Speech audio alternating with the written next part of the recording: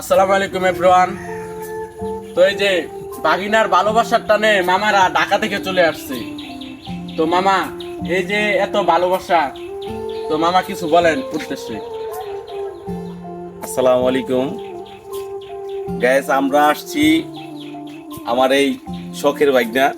ছোটবেলা রেখে গেছি, এখন দেখি উনি অনেক বড় কন্টেন্ট ক্রিয়েটার হইতেছে। আমি জানি যে মামাকে আর পাবো না, তার জন্য আগে থেকে মামাকে আমরা কাছে নিয়ে নিতেছি। মামা যদি পরে টাকা কামায় তখন তার আমাদের চিনবে না।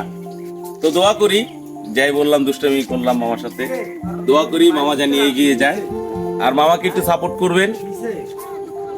মামা সবাইকে সাপোর্ট করে। আমি দেখি যে যে কোনো লোক আসলে মামা লাইক কমেন্ট শেয়ার করে দেয়। তো আপনারাও মামাকে লাইক কমেন্ট শেয়ার একটু করে দিবেন প্লিজ। আমার মামার মনটা অনেক বড়। আসসালামু আলাইকুম। তো কি আর বলবো, এত অল্প কয়েকদিনে যে আপনাদের এত ভালোবাসা পাবো এটা আমার ধারণার বাহিরে।